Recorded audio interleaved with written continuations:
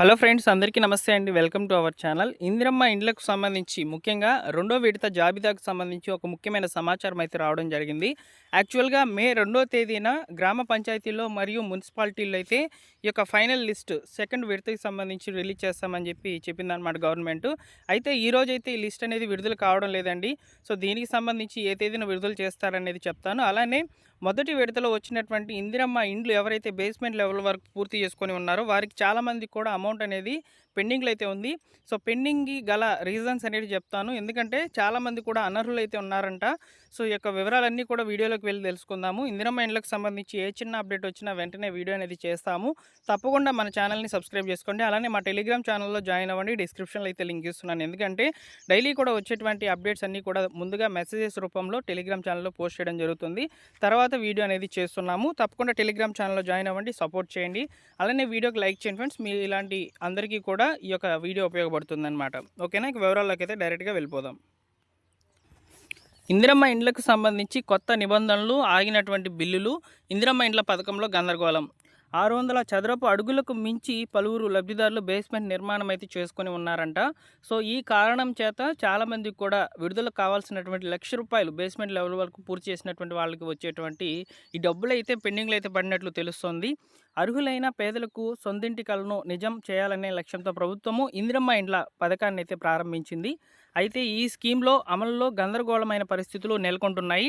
ఇప్పటికే మొదటి విడత ఇందిరమ్మ ఇండ్లు ప్రారంభం కాగా బేస్మెంట్ స్థాయిలో నిర్మించుకున్నటువంటి లబ్ధిదారులకు మొదటి విడత బిల్లులు సైతం చెల్లించారు. కాగా ప్రభుత్వం తాజాగా తీసుకున్నటువంటి నిబంధనతో లబ్ధిదారులు మరింత గందరగోళంలో పడ్డారు.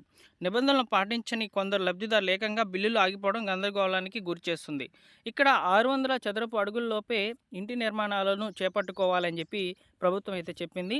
400 చదరపు అడుగుల నుంచి 600 చదరపు అడుగుల విస్తీర్ణంలోనే ఇందిరమ్మ ఇండ్ల నిర్మాణం చేపట్టాలని ప్రభుత్వం కొత్త నిబంధన అయితే పెట్టింది. సో దీంతో కొంతమంది లబ్ధిదారులు తొలి విడతగా రావాల్సినటువంటి ₹1,00,000 సాయాన్ని పొందలేకపోతున్నారు. 600 గజాలకు మించి నిర్మాణం చేపట్టడంతో వారికి బిల్లు ఇచ్చేందుకు అధికారులు నిరాకరిస్తున్నారు. పునాదుల మార్పులు చేపడితేనే తొలి విడత సాయం అందిస్తామని చెప్తున్నారనమాట. ఇలా రాష్ట్ర వ్యాప్తంగా 280 మందికి పైగా లబ్ధిదారులు అయితే ఉన్నట్లు తెలుస్తుంది. సో అలానే ఇక్కడ ఇందిరమ్మ ఇండ్ల కోసం దాదాపు 77.18 లక్షల మంది దరఖాస్తు అయితే చేసుకున్నారు. అయితే వీరిలో కేవలం 46.07% మాత్రమే అర్హులైతే గుర్తించినట్లు హౌసింగ్ శాఖ అయితే చెప్తోందనమాట. మిగిలిన 53% మంది అనర్హులుగా తేల్చారండి. దీంట్లో ఎక్కువ శాతము ప్రజా పాలన ద్వారా వచ్చినటువంటి అప్లికేషన్స్లో అయితే ఎక్కువ మంది అనర్హులైతే గుర్తించినట్లు తెలుస్తుందన్నమాట. అలానే ఇక్కడ ముఖ్యంగా ఈ యొక్క అనర్హుల్లో చాలామంది కూడా బీపీఎల్ కార్డుకి ఎగువగా ఉన్నారని చెప్పిందనమాట. అర్హులు అనర్హుల వివరాలను గృహ నిర్మాణ శాఖ L1, L2, L3లుగా ప్రత్యేక జాబితాలుగా వర్గీకరించి సిద్ధం చేసింది. అయితే ఈ యొక్క సెకండ్ లిస్ట్ ఎప్పుడు విడుదలవుతుందని మరొక తాజా సమాచారాన్ని అయితే ఇక్కడ మీరు చూడవచ్చు. వారం రోజుల్లో రెండో జాబితా. మరోవైపు ఇక్కడికే మొదటి విడత జాబితాను అధికారులు ప్రకటించగా నిర్మాణాలు సైతం ప్రారంభమైతే అయ్యాయి. మధ్యలో ఎన్నికలు రావడంతో రెండో విడత ఎంపిక అయితే ఆలస్యమైంది. రెండో విడత ఎన్నికల ఈ యొక్క జరిగినటువంటి నేపథ్యంలో ఈ యొక్క సెకండ్ లిస్ట్ అనేది విడుదల కాకపోవడము, అదేవిధంగా వచ్చినటువంటి లిస్టులలో కూడా చాలామంది అనర్హులుగా అయితే గుర్తించడం అయితే జరిగిందనమాట. ఎన్నికల కోడ్ అనేది ముగియడంతో ఈ వారంలో రెండో జాబితాను అధికారులు రిలీజ్ చేయబోతున్నట్లు తెలిసింది. ఇప్పటికే కలెక్టర్ల ద్వారా లబ్ధిదారుల యొక్క జాబితాను రాష్ట్ర గృహ నిర్మాణ శాఖ అధికారులు తెప్పించారని తెలిసిందనమాట. మొదటి విడత ఇందిరమ్మ ఇండ్ల నిర్మాణాలను మరింత స్పీడప్ చేయాలని ఇప్పటికే కలెక్టర్లకు, అధికారులకు ఎప్పటికప్పుడు ఆదేశాలు అయితే ఇచ్చి ఉన్నారు. అందులోనూ 400 నుంచి 600 చదరపు అడుగుల్లోపే ఇంట్ల నిర్మాణాలు ఉన్నటువంటి వాళ్ళకి ₹1,00,000 అయితే జమ అవుతుందని చెప్తున్నారనమాట. అయితే ఇక్కడ సెకండ్ ఫేజ్కి సంబంధించినటువంటి లిస్ట్ అనేది మరో వారం రోజుల్లో విడుదల కాబోతున్నట్లు తెలుస్తోంది. సో ఈ యొక్క లిస్టు వచ్చిన వెంటనే కూడా నేను మీకు తెలియచేయడం జరుగుతుందండి. సబ్స్క్రైబ్ చేసుకోండి మన ఛానల్ని. అలానే మా టెలిగ్రామ్ ఛానల్లో జాయిన్ అవ్వండి. అలానే మరోవైపు ఇందిరమ్మ ఇండ్లకు సంబంధించి ఈ యొక్క సమస్యలు అనేటివి ఎక్కువగా పెరుగుతున్నాయండి, ఆర్థిక సమస్యలు. ఎందుకంటే ఇందిరమ్మ ఇండ్లకు సంబంధించి లిస్టులో మీ పేరు వచ్చిన వెంటనే కూడా ప్రతి నిర్మాణానికి సంబంధించిన అమౌంట్ సొంత ఖర్చులతో మీరే పెట్టుకోవాలి. సో ఆ యొక్క ఖర్చు అనేది పెట్టుకున్న తర్వాత ప్రభుత్వము మీ యొక్క ఇంటి నిర్మాణాన్ని దశల వారీగా పరిశీలిస్తూ అమౌంట్ అనేది విడుదల చేయడం జరుగుతుంది. ఇప్పుడు తాజాగా ఇచ్చినటువంటి రిపోర్ట్ ప్రకారము ఈ యొక్క ఇందిరమ్మ ఇండ్లు బేస్మెంట్ లెవెల్ వరకు ఎవరైతే పూర్తి చేసి ఉన్నారో వాళ్ళు కూడా చాలామంది 600 చదరపు అడుగుల కంటే ఎక్కువగా అయితే ఇంటి నిర్మాణాలను అయితే చేపట్టినట్టు తెలుస్తుంది. అటువంటి వారికి బిల్లులు అనేటివి పడవండి. వాటిని మార్పు చేయించుకుంటేనే, అంటే 600 చదరపు అడుగుల లోపలే ఇంటి నిర్మాణాన్ని మళ్ళీ కూడా వాళ్ళు చేసుకుంటేనే ఖచ్చితంగా వారికి బిల్స్ అనేటివి వేస్తామని చెప్తుందన్నమాట.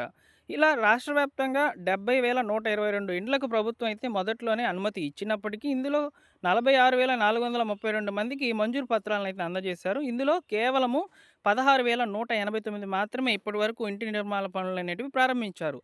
ఇందిరమ్మ ఇంటి నిర్మాణానికి 4 విడతలుగా 5,00,000 రూపాయల సాయం అయితే అందిస్తుందని చెప్పింది గవర్నమెంట్.